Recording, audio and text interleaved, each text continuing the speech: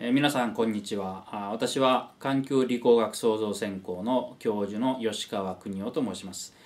我々の研究室では廃棄物とかバイオマスという、未利用の資源、そういう使いづらいものをどうしたら使いやすい新しい資源に変えられるか、そういう研究を行っています。これからお見せするビデオは我々の研究室がどういうことを研究しているかの概要を示したものでございます。この発表は最近熱海にあります初島というところで韓国、中国の研究所と3つの合同のシンポジウムをやりました。その冒頭に私がお話をしたものです。このシンポジウムでは皆さん英語で発表します。学生諸君も英語で発表しました。この講演も英語でなっておりますので聞いてください。Okay, so finally I will introduce our activities here, and so I will briefly show you the presentations to be conducted by our students. Our focus is at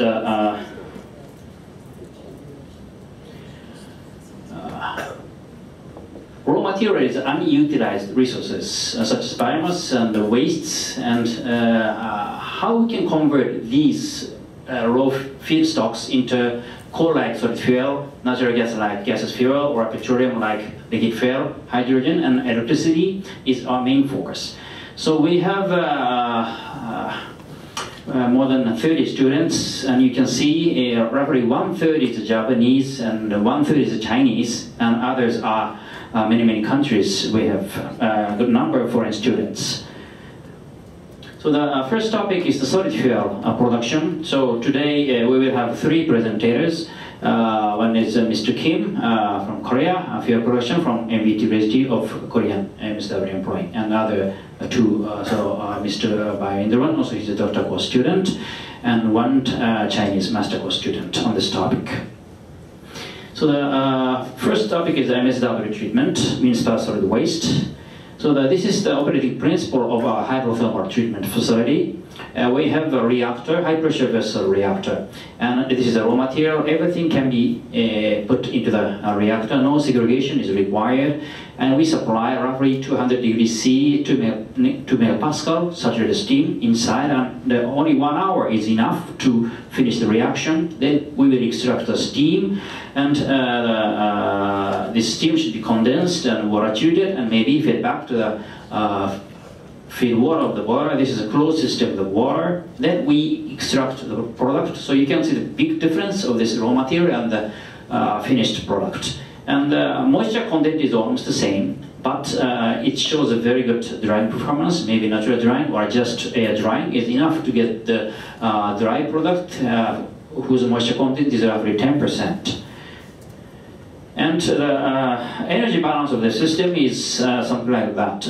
Roughly 1/4, 25% of this fuel will be utilized in the boiler to produce steam, and the rest, 3/4, can be utilized in the furnace, boiler, or cement kiln.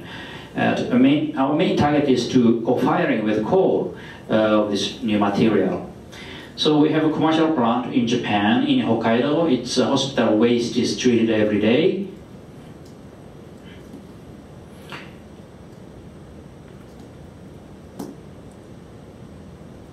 So this is the appearance change by employing this technology. This is a raw MSW, everything in it, and the pressure, temperature is not so high enough, and something left here. But if we increase a little bit more high pressure, then you can see most of the material has become powder, like a mud material, and it is very easy to dry.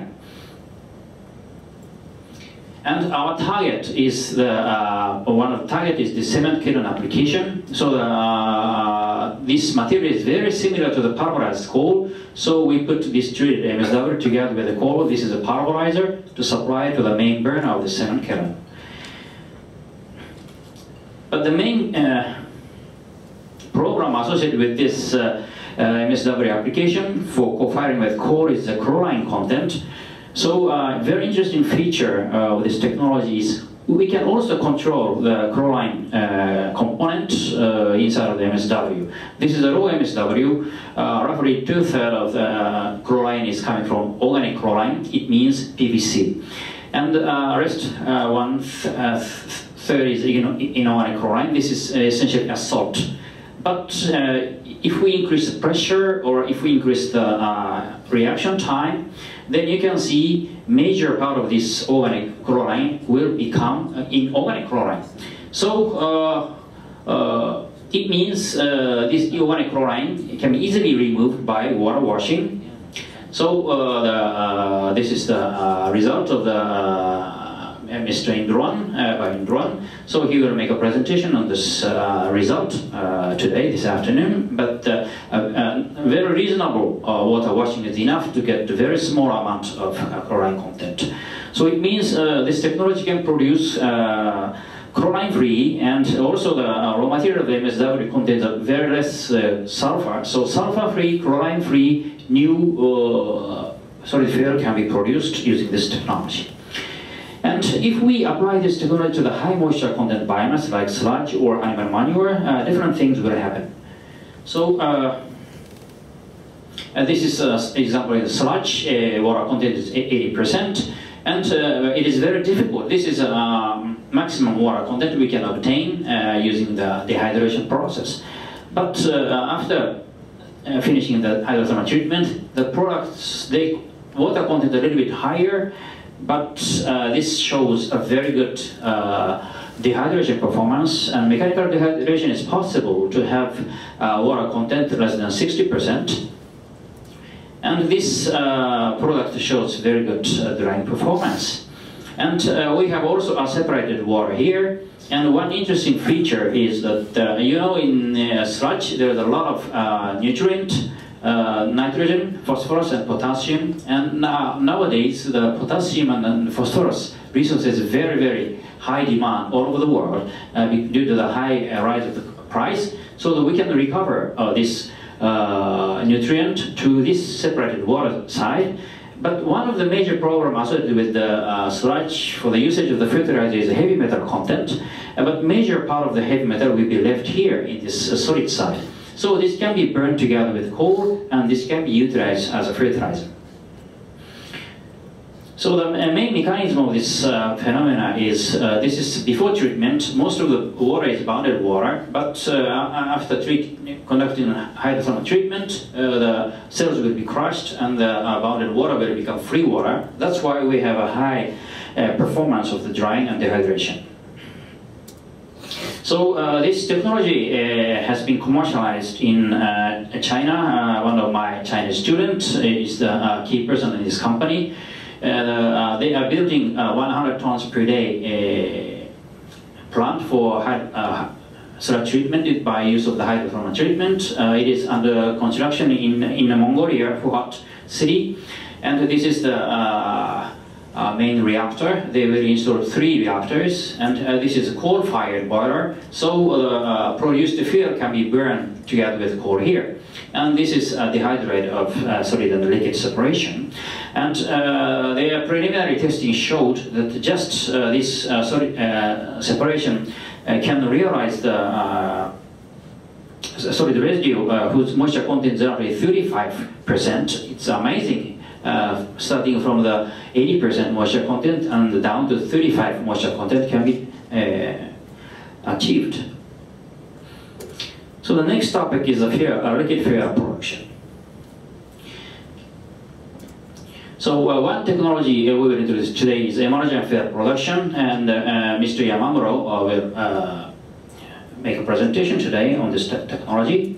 This technology is very simple. This is just oil and water mixture. There is an injector and mix oil and water, and there is an inline mixer to produce emergent fuel. In this emergent fuel, a very minute water droplet is existent in the oil droplet.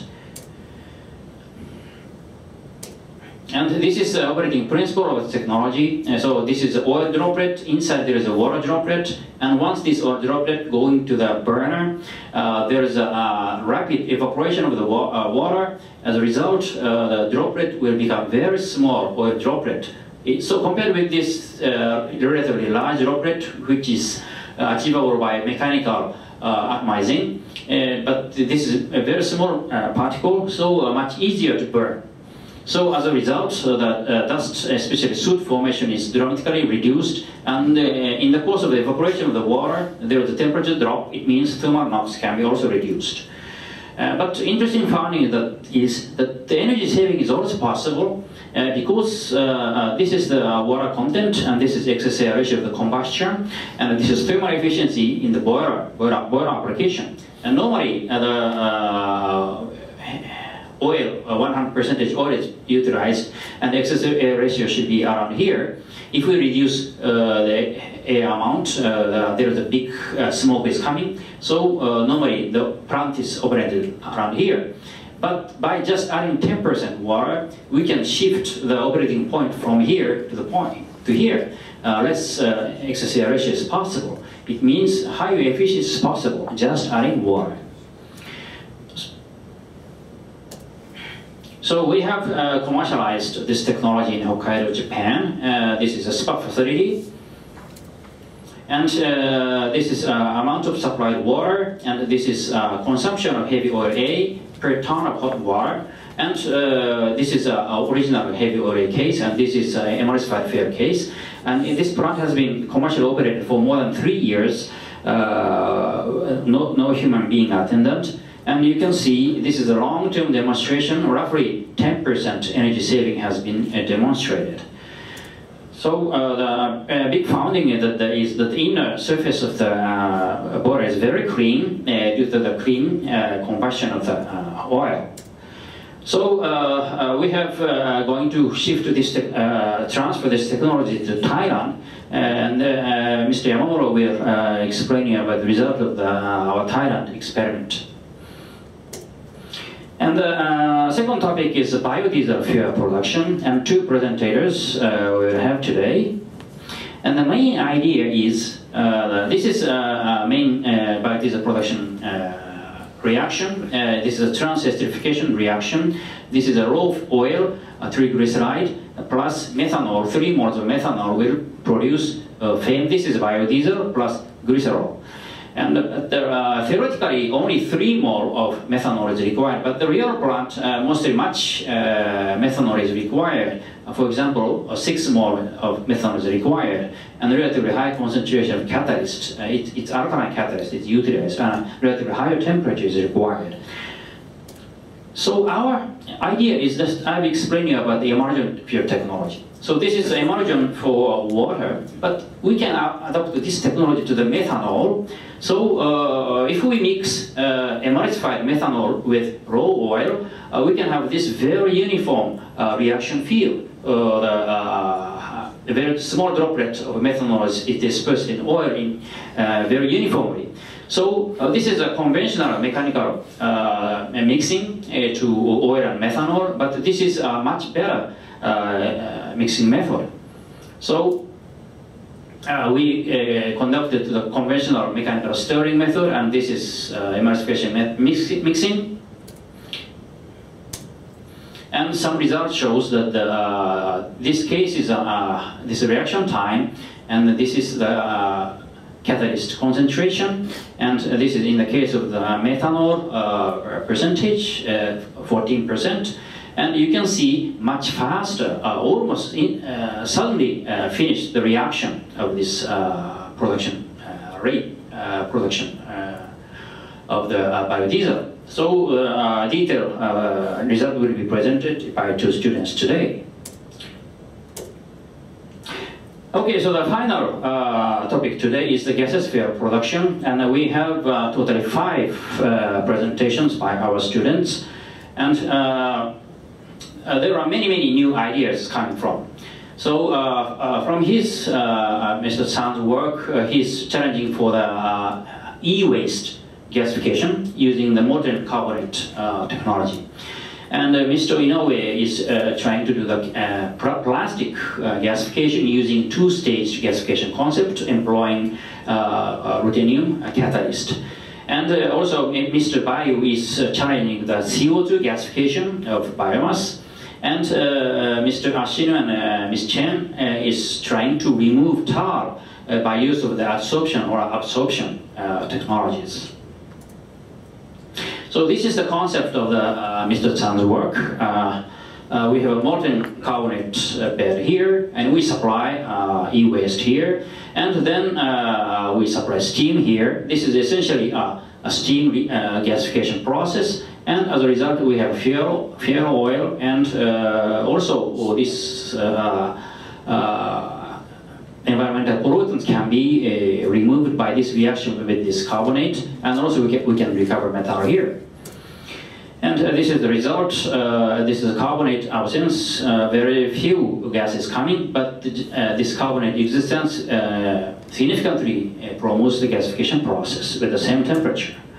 And this is the two-stage gasification for plastic process. We have a pyrolyzer, and pyrolysis. We have a raw material plastic here, and first we pyrolyze it, and this pyrolyzed gas will be converted to the reformer, where we utilize the ruthenium catalyst. Steam reforming will be done here to finally get the fuel gas for example, a fuel cell SOFC operations. So this is the one result. This is the temperature. Using this catalyst, we can effectively have a high gasification conversion, carbon conversion up to almost 100% with the relatively low temperature around 650. And this is a tar removal project targeting for sweat sludge. And there are a lot of methods for chemical methods or physical methods, and we are trying this scrubber or adsorber. And this is one result by Ms. Chen. In the case of sludge gasification, a lot of nitrogen content tar will be produced. And we have measured the, compare the no scrubber case, water case, biodiesel scrubbing, diesel oil scrubbing, cooking oil scrubbing. Then the best result is that we got cooking oil is the best absorbent of these tar components. So I think this is the end. So the detailed presentation will be done this afternoon by our students. Thank you very much.